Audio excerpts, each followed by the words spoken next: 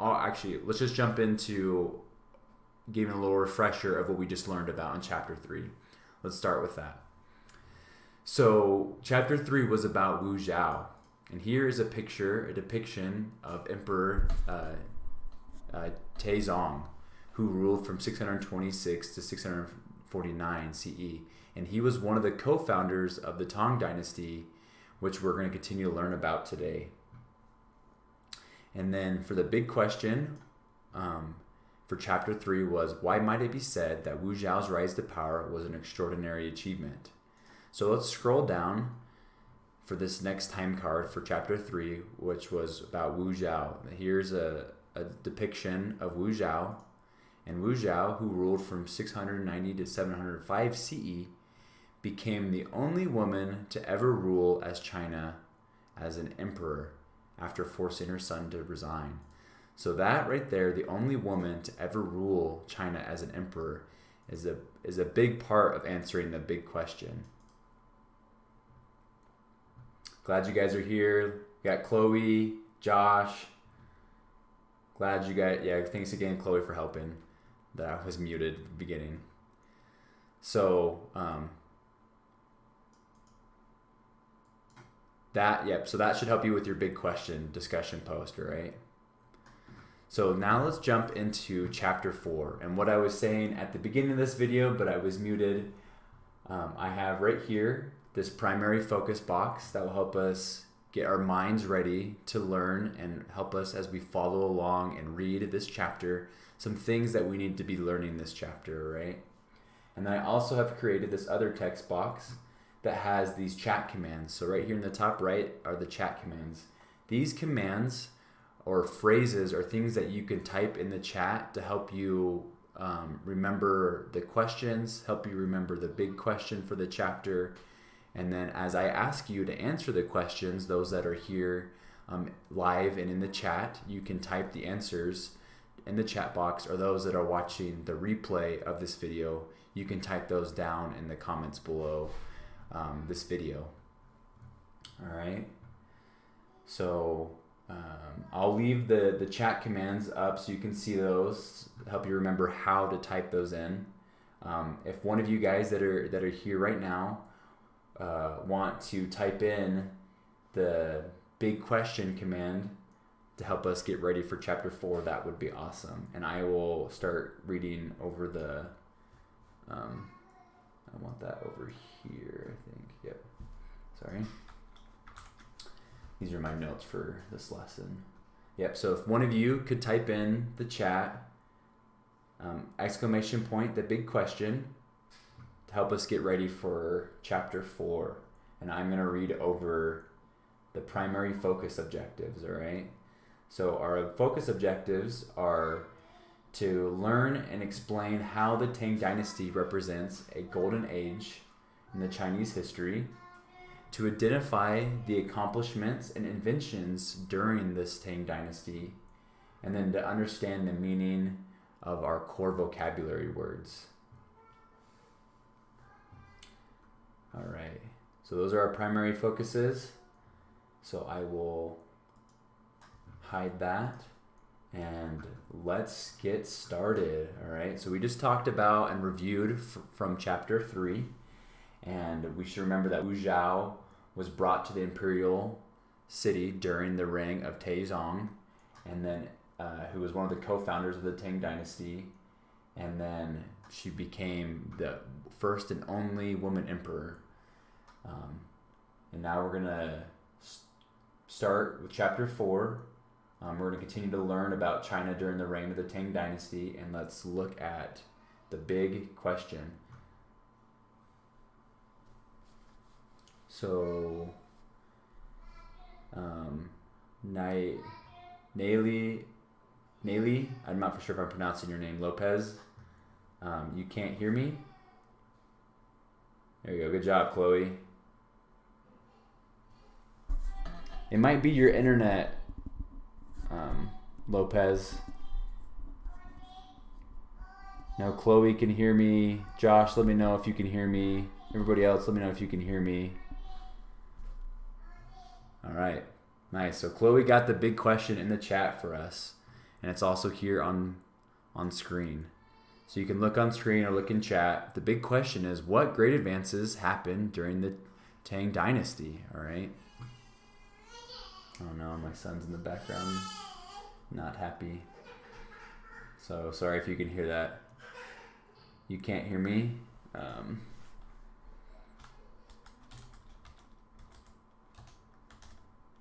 Yeah, so Chloe can hear me. It might be your internet or volume.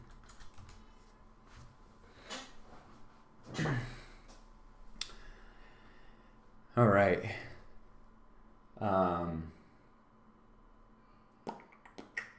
So, all right, let's start reading. Make sure you're following along here on screen, and make sure that we're staying focused mentally, and also in our comments in chat is focused and centered along the lesson. All right, so make sure you're following along. So before and after Wu, and we learned about Wu in chapter 3. Nice, Josh can hear me. Good. Thanks, Josh, for letting me know. Except for the 15 years when Wu Zhao ruled as emperor, the Tang Dynasty ruled China for almost 300 years, from 618 CE to 907 CE. All right, during the Tang Dynasty, China was the biggest and richest country in the entire world.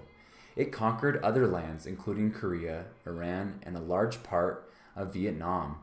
The Japanese were so impressed with China and its culture that they copied much of it, even the written language. All right, so we just read about before and after Wu. Let's call attention to this picture right here on page 31, and let's read the caption. So between 607 CE and 838, Japan sent 19 missions to the Tang court. Knowledge and learning was the main goal of each expedition. For example, priests studied Chinese Buddhism, officials studied Chinese government, doctors studied Chinese medicine, painters studied Chinese art. Nice, you're able to hear me now? Good, I'm glad you figured that out. All right. All right, so now let's continue to read. Actually, let's ask the first question, okay? So question number 1, and if you can't remember the question, remember you can use the chat commands that's up here in the top right corner to help you ask the question in the chat. So why did the Japanese send missions to China? So those that are here live in chat, answer that question. Question number 1. Why did the Japanese send missions to China?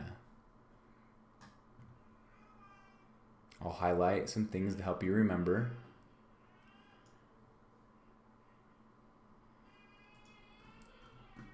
And then here in the chat box. And you can also use the command for the hint for hint 1. So exclamation mark hint 1 will help you answer that question. So answer question 1 in the chat.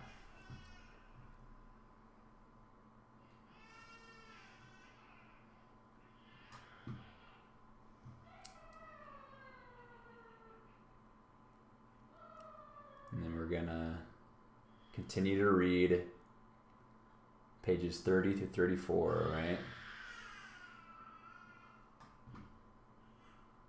Oh no, Anybody can answer question 1?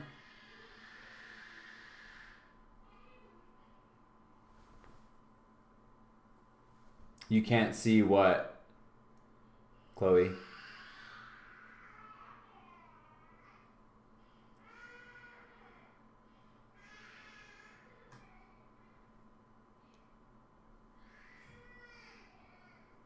Let me know what you can't see, Chloe.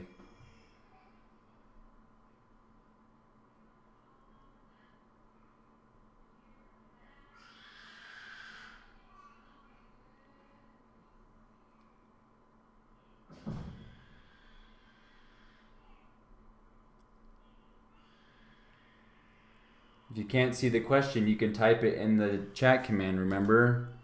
Exclamation point, question 1. That will help you answer the question. Those that are here live, please try to follow along and try to answer the questions, all right? Type in the chat. Okay, so right in the chat is the first question.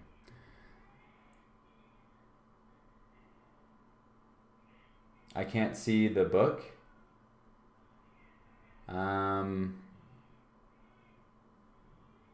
Like it's too small.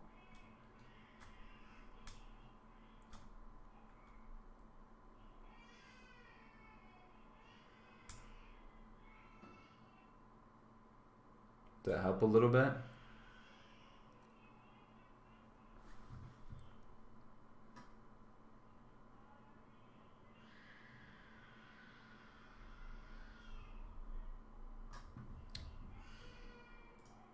One sec.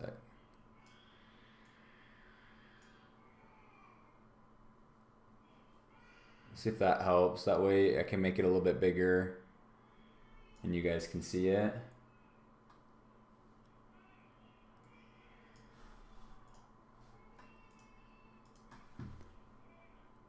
Does that help a little bit? Hopefully you can see the book better. Yes, that's nice, good, awesome. Okay. All right, so the hint for question 1 that Chloe got in the chat was the Japanese were blank by Chinese blank. They wanted to learn more about Chinese. There's a lot of stuff right there. So right here, the Japanese were impressed with China and its culture, and they copied much of it. And then we looked right here. So Japan sent 19 missions to the Tang court. Knowledge and learning was the main goal of each expedition. For example, priests studied Buddhism, officials studied Chinese government, and doctors studied medicine, and painters studied Chinese art. So they studied their religion, their government, their medicine, and their art.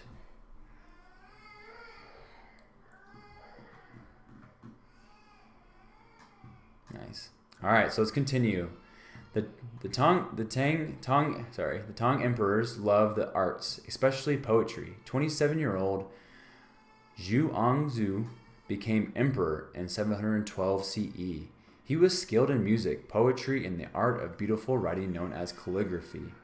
And here is our first vocabulary word for this lesson. And if you type in the chat, exclamation point, core vocabulary, it will bring up all the vocabulary words that we'll cover this chapter.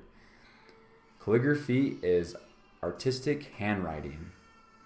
So the new emperor surrounded himself with poets, including two of the most famous poets in Chinese history, Li Bai and Du Fu. That might actually be pronounced by Li Bai and Du Fu. So these are the two of the most famous poets in Chinese history, and this is who the Zhuangzi, the 27-year-old emperor, surrounded himself with. All right, so here is a ceramic figurine of one of Tang China's artists. So Tang China's artistic achievements, including ceramic figurines such as this one. These figurines were usually decorated with brightly colored glasses. Like the emperor's terracotta army, these figures were often included in the tomb burials.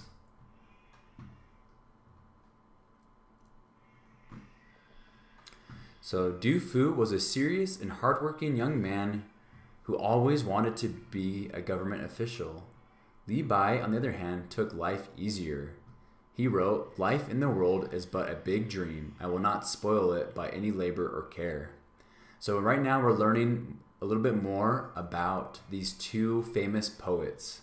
All right, so make sure you're paying attention and following along, because there's going to be a question regarding who these people were and how they were different. Li Bai often got himself into trouble by fighting and drinking too much alcohol. Eventually, Li Bai left the emperor's court and became a wanderer. According to legend, he died by falling into a river. The legend says that while crossing a river in a boat, Li Bai saw the moon's reflection in the water and reached for it, trying to hug it. He fell out of the boat and drowned while reaching for the moon. Okay, so the next question, question number 2. Nice, Chloe, you got the core vocabulary up. That's awesome. The next question, question 2, is who were Li Bai and Du Fu, and how are they different? All right, so that's question number 2. And then preparation for question 3 that we're going to learn in this next section, which is an era for glory. The question is, what were some of the accomplishments in China during the Tang Dynasty? And we're going to learn how to answer that question. We're going to learn about that in this next section, era of glory.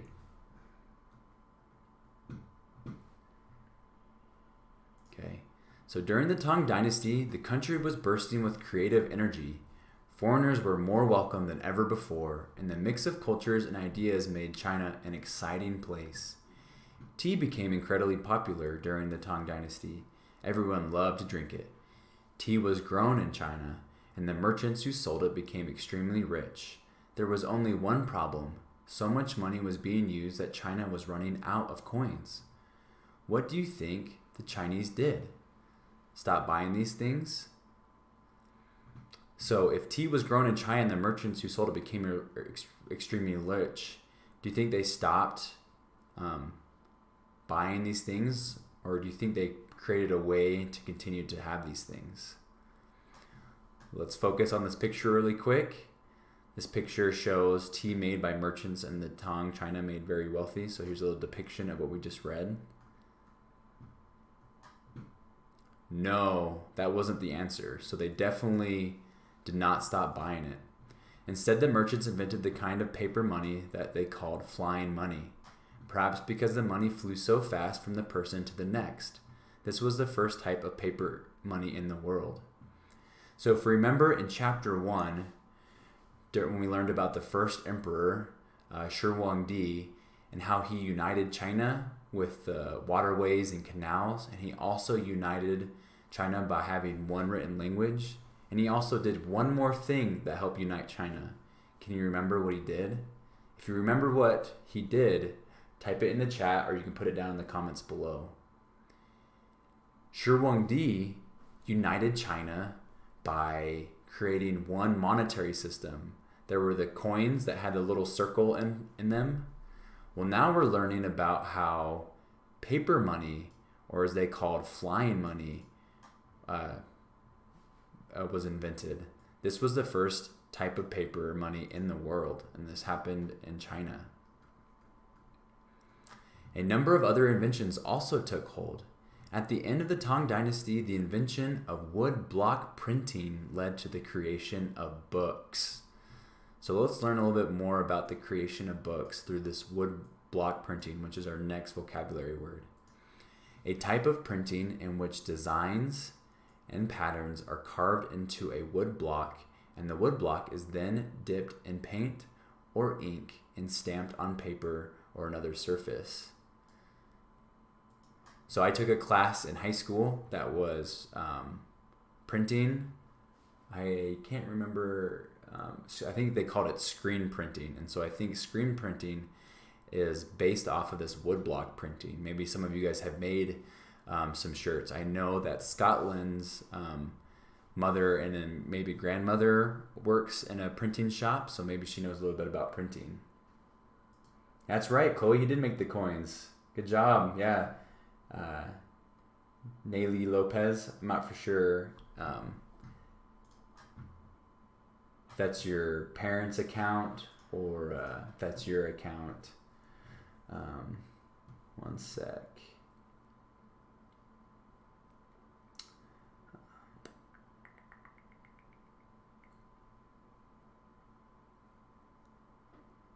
Yeah, I'm not for sure actually who that is. Let me know who that is, Nayli Lopez. Sorry that I don't know. I think it's your first time in our chat, and people are using their parents' accounts. But you're totally right. Good job. All right, so we're learning about the creation of books through woodblock printing. So a worker would carve would carve words and drawings onto a wooden block, cover the block with ink, then press it onto a piece of paper. Presto, a printed page. One worker could produce 1,000 pages a day using this technique. The oldest existing book in the world, the Diamond Sutra, is a Buddhist text that was printed in China in 1868 CE. Once again, the Chinese outpaced the Europeans. Hundreds of years would pass before printing was invented in Europe. Wow, that is awesome. China is just, even today, right, is still a leader in being, inventing things, and a world leader in technology. And we're learning right now how this started way back in the day, that they were the leader in so many techniques and technology.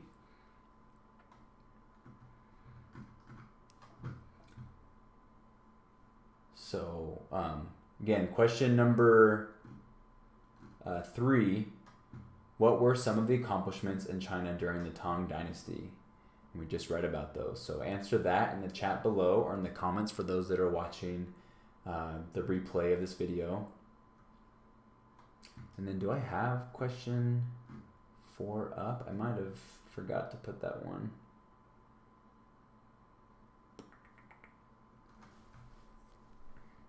One second. What is question 3?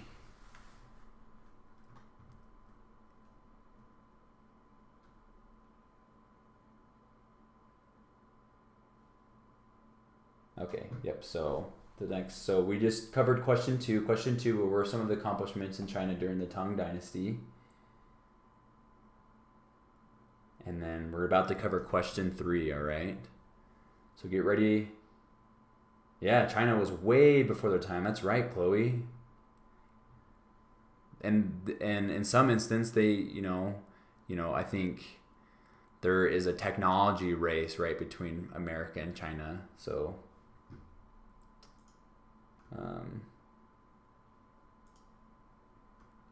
I don't know why that one got redacted, Chloe. That was weird.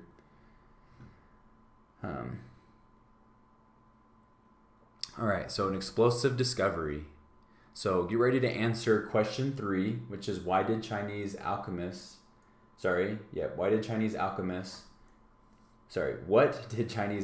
discover when they mixed charcoal, nitrate, and saltpeter, and how did the Chinese use it?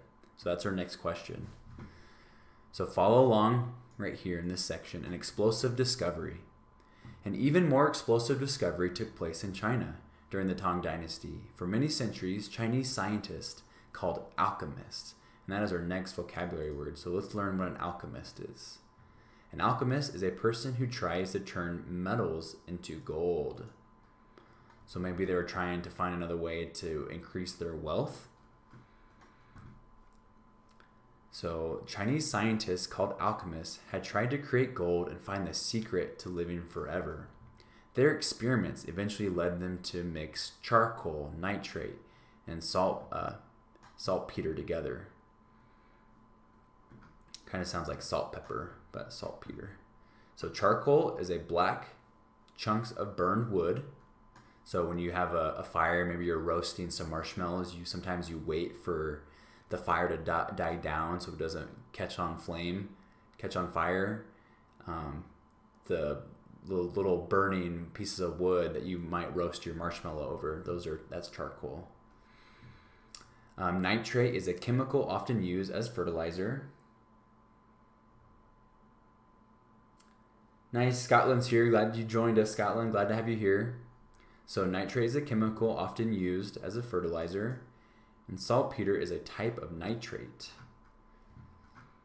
All right, so their experiments eventually led them to mix these things together, charcoal, nitrate, and saltpeter. The results surprised them. The mixture exploded. The Chinese scientists had discovered gunpowder. A warning appears in a Tang chemistry book. Beware when mixing these ingredients because the mixture might explode right in your face and burn off your beard. Well, luckily, most of us, all of us don't have a beard, right? So under the Tang Dynasty, the Chinese used the gunpowder not for warfare, but for creating spectacular fireworks. It seems fitting that the brilliant Tang Dynasty should be remembered for giving to the world the magnificent gift of fireworks. So the 4th of July would not be very fun without this discovery, right? Can you imagine the 4th of July without fireworks or other holidays that use fireworks? So under the Tang Dynasty, the Chinese used gunpowder not for warfare, but for creating the fireworks. And here's a depiction of what we just read. Got this person, looks like they're lighting off this firework, and they have like this fishing pole to stay away from the fireworks so they don't burn off their beard. Maybe that's why, Chinese people, all these depictions of Chinese people back in the day don't have any beards because they all got burned off from the fireworks, right? Okay, so last question number 3. See if you guys can answer it in the chat. And if you can't remember to use the chat command right here in the top right. Question 3. And then if you need some help, do hint 3. Use that to answer the question. And the question is, what did Chinese alchemists, remember people who are trying to turn metals into gold, discover when they mixed charcoal, nitrate, and saltpeter? I keep wanting to say salt pepper. And how did the Chinese use it? And that's our last question for today. Those that want to answer the big question, you can do so right now. Those that are live can type it into the chat. It would be awesome to hear your answers for the big question. And those that are watching the replay, you can obviously answer it in the comments. Nice. They made fireworks. Good job, Chloe. Yep, and then there's the hint. Good job, Scotland. The alchemists discovered blank, which created an explosion. So what did they discover? And the Chinese used that to make something. And Chloe, looks like Chloe answered it. They made fireworks. What did the alchemists discover, though? What was used and what is used to make fireworks?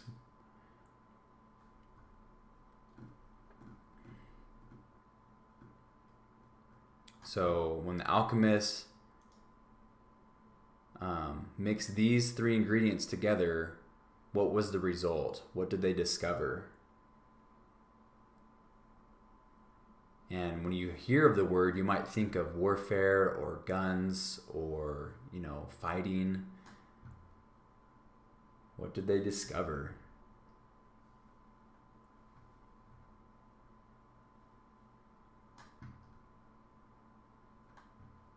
The mixture exploded. They discovered gunpowder, and gunpowder is used to make fireworks. All right. Nice. Yep, that's right, Chloe. They made gunpowder. Perfect. Well done. That is correct. All right. So let's call attention again to the big question. And the big question is, what great advances happened during the Tang Dynasty? Yeah, gunpowder. Good job, Josh. Well done. So if you guys want to, you can answer the big question in the chat. And that's what we're going to end with, is referencing the big question. Help you guys be prepared for answering this discussion post for chapter 4, which I'll be posting soon. What great advances happened during the Tang Dynasty? So that is the lesson for today. It is awesome having you guys here. I thought if you guys want to, I'll leave this video live just a little bit longer for about 5 minutes. and you guys can ask me questions or you guys can interact with one another. But if you don't want to, that's fine. You can go. Make sure that you are getting caught up with your math and literacy. All subjects that we're covering are important, but we should be really focusing on math and literacy. And so make sure you're making a primary focus to get those done each day, and get caught up and stay on top of those things. If you need help with those, please reach out to me or Mr. S or Mr. W, Mr. Williams, and we'll help you with those subjects.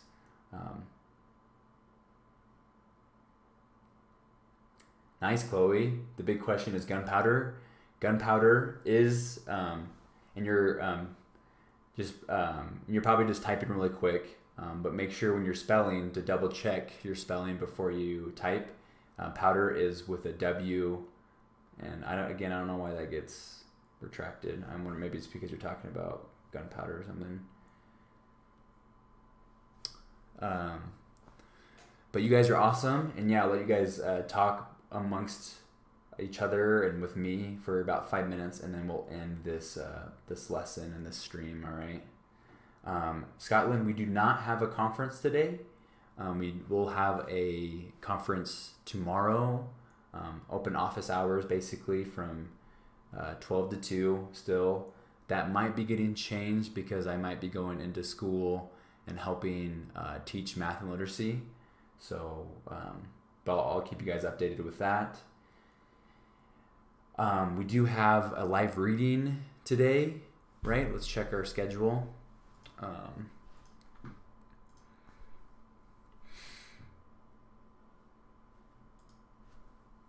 pretty sure today at 2:30 we'll be doing a live reading of Treasure Island chapters 24 through 27.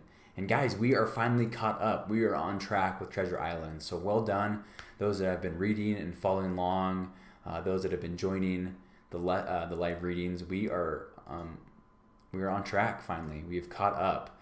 That's why we only have one live reading of the book this week, is because we are finally caught up.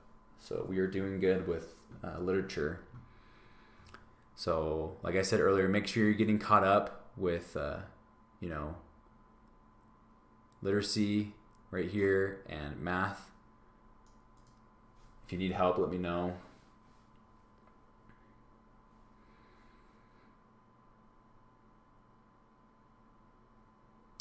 Yeah, so just a few more minutes. We'll hang out here online. Nice, Josh. A lot of smileys. Tomorrow, so today is at 2. Whoops, not 2 o'clock, sorry. Can I do 2? I can't do 2. It's supposed to be 2:30, and I just messed that up, so let me edit that really quick. So 2:30 today is our live reading. 2:30, because I have a meeting at 1, and then I'll get back and get ready for that. 2:30, Scotland.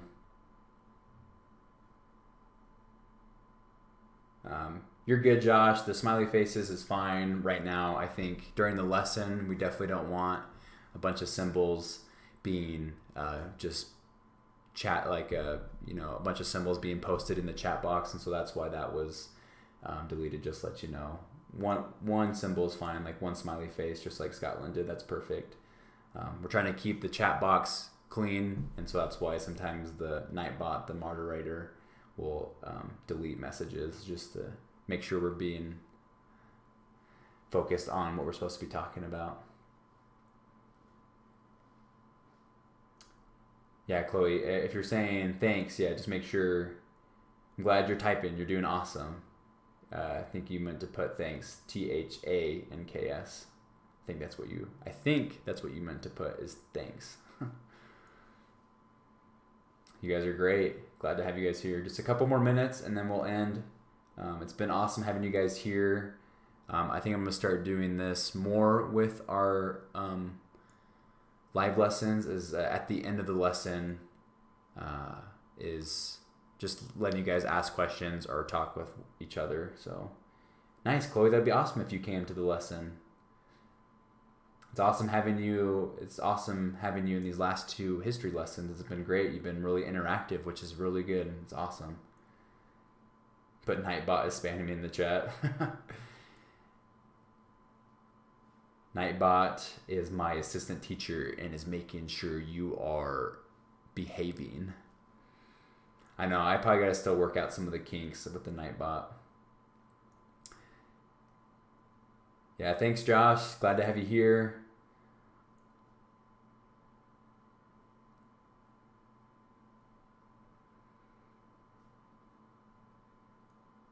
All right, guys. Well, that will be it. Thanks for coming today. Again, it was awesome having you guys here and interacting with the chat. I hope you are starting to feel a bit more comfortable typing and asking questions, responding to questions, using the chat commands to remind you what the question was, what the big question is, what the core vocabulary is.